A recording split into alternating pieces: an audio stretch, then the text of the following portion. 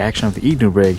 It's kind of like a worm that's moving alive. Pretty sure they see that all the time out in the wild whenever there's a flood or whatnot. This is actually a really good imitation of that. Okay, so you're gonna need some fishing line of your choice. I like fluorocarbon because it sinks better. You're gonna need a pair of scissors. You're also gonna need some super glue. You're gonna need a straw, and you're gonna need a split ring. And I have a ton of these on my crankbaits, so I say when I put it to good use, you can just basically take it off the treble hook and tie at the end of the string. All right, and then you're gonna need a hook of your choice. I like the drop shot hook, any size you like depending on what you're gonna rig. So it depends on the size of the worm.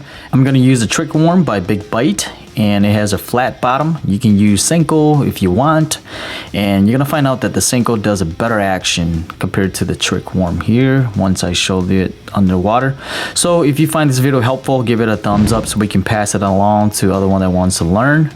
So let's get to it. Okay, so you wanna cut the end of the straw and make it a sharp point like this, so that way it's easier to puncture through the plastic.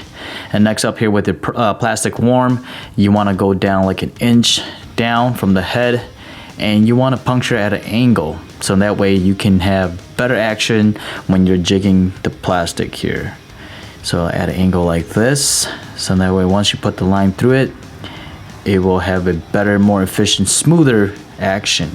So I'm gonna puncture it through like this, just nicely from the back of the worm down to the flat bottom of the worm here, just like that. Okay, so as you can see, it's like a little slanted angle here, like that. And then next up, you want to puncture the middle of the plastic worm here like that, so it's gonna look like a letter S once you're done puncturing the plastic here. So like about 1 inch away too, just like that. Seems about right, that should work.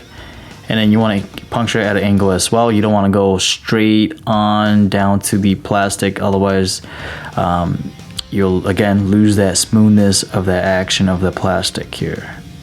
So just like that, nice and easy.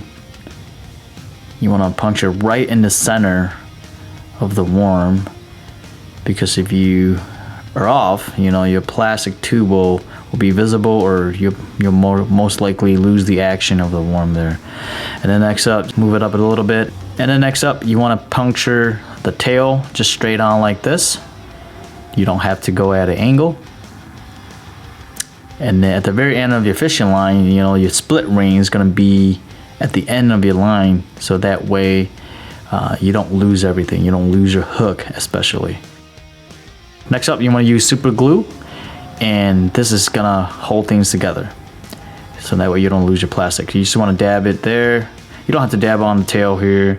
The tail's gonna be kind of open like that, so you want to dab it at the very tip here, so that way you can glue the tube to the worm.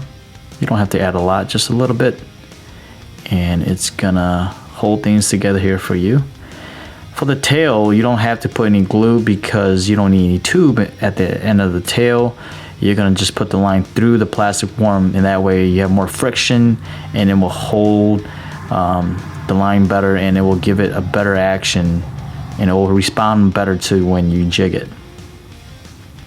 All right, just like that. So you see that hole that's in that plastic of the tail of the worm. So now it's dried up. You want to cut that at the very tip there. Okay, whoa, that flew fast. All right, looks like that. You want to cut the other side, nice and easy. Okay, it's already looking good. You see that hole right there? That's where your line's gonna enter. So that's the head of the worm, and then here you want to finish it up in the middle of the body of the worm here. Get those plastic out, and you want to cut the last part of here. And you can keep that for the next worm if you want to use it for the next one. That's how it look like. And then next up, I'm going to put the line through it. So looks like this. And next up here, you want to put the line through the eye of the hook like that. So the barb's going to be sitting upright. All right, so it's gonna point away from the worm. And then your tag end here, you want to insert it from the back of the worm down to the flat bottom of the worm. So it's just like that. Okay. And then you're gonna enter from the flat bottom, going back up. So this is the second hole here, just like that. And then now, it's gonna go right through the end of the tail like this. And again, there's no tube here. And that's where you're gonna tie your split ring so that way you don't lose your worm or your hook. So this is your split ring. You can use whatever fishing knot you want to use. I got the split ring tied up now. Okay, so this is how it looks like so far. Next up, we're gonna hook the worm. So you're basically gonna skin it. So you're gonna align the eye of the hook right slightly above the tube like this.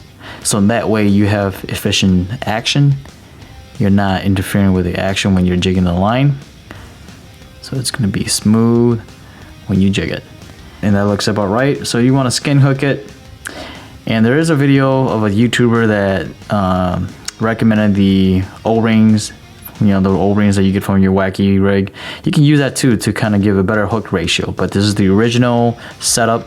This is the original rig. So this is how it looks like. Looks pretty neat there. Okay, you see that? Very nice and aligned. This is how the action looks like. There you go. Very realistic. Looks really cool, very different. I think the fish will like it. So under the water here, the action a little bit different with the trick worm. Not what I thought it to be. The tail looks too light, and that's why underwater it doesn't go back to its original form and makes it a little difficult with the action. But here you see I'm using a jumbo Senko here, and I'm just showing you how the action looks like on the Senko. It looks really cool. It looks like a moving night crawler. So that looks really tasty there. If I were a fish, I'll bite that. So underwater, the action looks really good on the Senko, I think. Much better than the trick worm. It has like a snake-like movement when you jig it. And so if I were a fish, I'll bite that. Look at that. Looks really nice. If you pop it, look at that. So the action on the Senko, you know, it's very different. I think the fish will be really attractive to the action here. Looks yummy. Oh yeah, nice solid bass. Oh, on the inurig. Let's go.